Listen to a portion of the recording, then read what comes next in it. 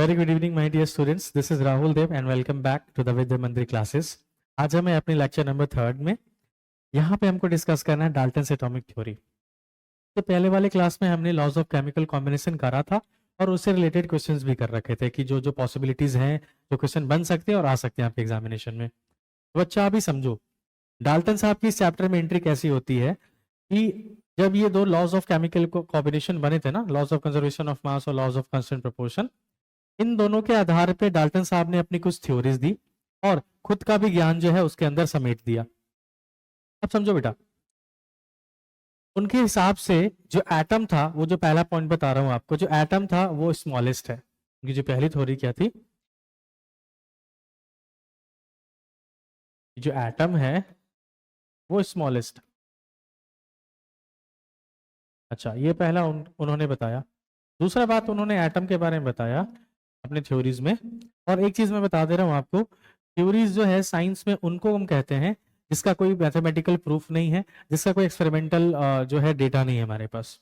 तो जिन चीजों को साइंस में प्रूफ नहीं किया गया या मैथमेटिकल कोई कैलकुलेशन नहीं दिया गया, उसको हमने थ्योरी के नाम से प्रोड्यूस करा है। वही हमारे डाल्टन साहब ने दिया है, that is Dalton atomic theory. पहला बात, एटम इज स्मॉलेस्ट। दूसरा बात उन्होंने कहा था कि जो एटम है वो इनविजिबल है और जो दिख नहीं सकता बच्चा वो इंडिविजिबल होगा। हाँ सर। और जो डिवाइड नहीं हो सकता वो डिस्ट्रक्ट भी नहीं हो सकता है। तो atom is indivisible, invisible, indivisible and indestructible. ये जो बच्चा पॉइंट है, ये पॉइंट उन्होंने लिया था laws of conservation of mass से। याद होगा आपको, मैंने बताया था कि मास का निदर भी क्रिएटेड नॉर भी destroyed.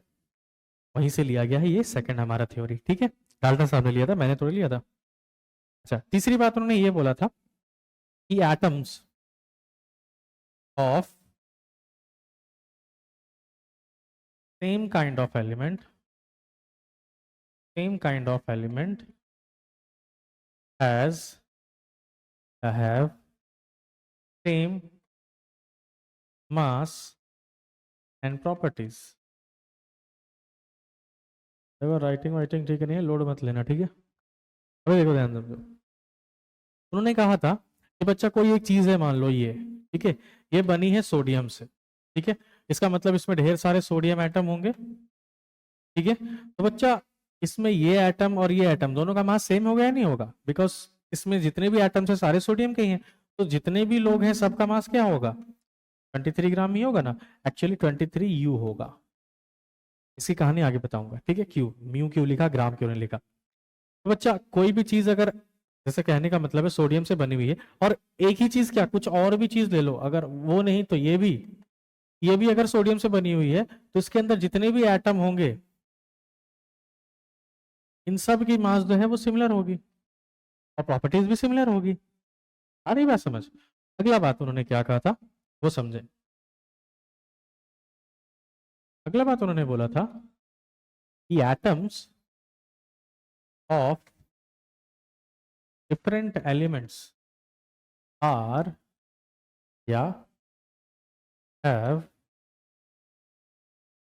Different mass and properties. उनका कहना था कि मान लो बच्चा ये कोई चीज है जो कि सोडियम से बनी है और ये कोई चीज है जो कि क्लोरीन से बनी हुई है। इसमें ढेर सारे क्लोरीन के एटम होंगे और उसमें ढेर सारे सोडियम के एटम होंगे ना बच्चा। तो उनका कहना था कि इसमें से कोई एक एटम ले लीजिए, इसमें से कोई एटम लीजिए, क्या उनका मास सिमिलर रहेगा या अलग अलग रहेगा? सेम रहेगा या डिफरेंट रहेगा? आंसर ऐसा डिफरेंट रहेगा, राइट।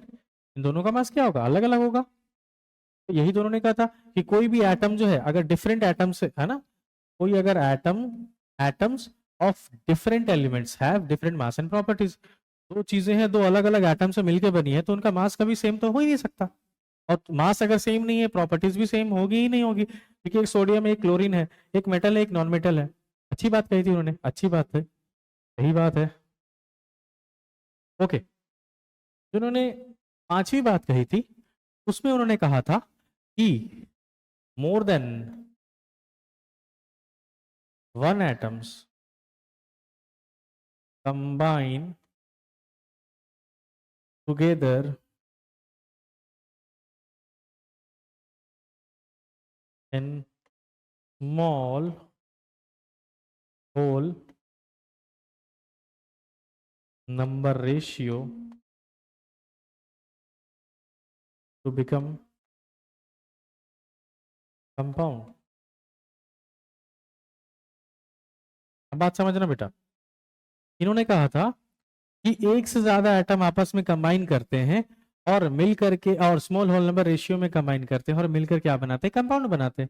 तो जैसे कहने का मतलब है कार्बन है एंड ऑक्सीजन है, ठीक है, इनका अगर हम रेशियो अगर अगर हम बात करें, इनका रेशियो अगर ये 1 है और ये अगर 2 के रेशियो में लिया गया है, तो बच्चा ये मिलकर के क्या बनाएंगे, CO2 बनाएंगे। तो वही उन्होंने कहा था कि मोर देन वन एटम, एक से ज्यादा एटम जो है आपस में कंबाइन करते हैं स्मॉल होल नंबर रेशियो में टू बिकम अ कंपाउंड। और ये डिफरेंट एटम्स के लिए है कि कंपाउंड की परिभाषा क्या होती है कि एक से ज्यादा एटम हो और डिफरेंट एटम्स हो, तो डिफरेंट एटम्स आपस में मिलकर के क्या बनाते हैं, कंपाउंड बनाते हैं, राइट, मॉलिक्यूल्स ऑफ कंपाउंड बनाते हैं। कोई दिक्कत है बच्चा? नहीं सर।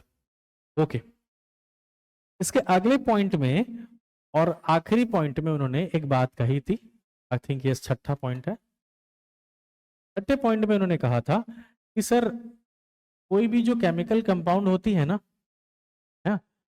उनके जो रिलेटिव नंबर होते हैं और काइंड्स ऑफ एटम जो होते हैं, जैसे इनके काइंड्स ऑफ एटम कौन कौन से हैं, मतलब जिससे वो बना है, ये काइंड्स ऑफ एटम हुए, और उनका रिलेटिव नंबर हमेशा फिक्स्ड होगा, ये कांस्टेंट होगा। ये दोनों कहने का मतलब है कि बच्चा अगर आपको CO2 बनाना है ना, तो उसके लिए आपको काइंड्स ऑफ एटम क्या क्या लेने होंगे, कार्बन ही लेना होगा और ऑक्सीजन ही लेना होगा। और उनको किस रेशियो में लेना होगा आपको, 1:2 के रेशियो में। मतलब एक कार्बन और 2 ऑक्सीजन मिलकर के क्या बनाएगा, CO2 बनाएगा। समझ में आई बात? अभी जैसे मान लो हमको H2O बनाना है, तो H2O बनाने के लिए क्या क्या लेना होगा सर, हाइड्रोजन और ऑक्सीजन लेना होगा। और कितने रेशियो में लेना होगा, 2:1 के रेशियो में लेना होगा। ये कभी चेंज नहीं हो सकता। अगर आपको H2O बनाना है तो हाइड्रोजन और ऑक्सीजन से ही बनेगा और 2:1 के रेशियो में ही बनेगा। अगर रेशियो गड़बड़ा दीजिए तो बात खत्म, दूसरा कंपाउंड बन जाएगा। जैसे देखो, अगर हम इसका रेशियो अगर H और ऑक्सीजन का रेशियो अगर 2:2 कर दिए 2:1 के जगह पे, तो बच्चा अब ये H2O नहीं रह गया, अब वो H2O2 हो गया। अरे बात समझ, कोई दिक्कत बच्चा?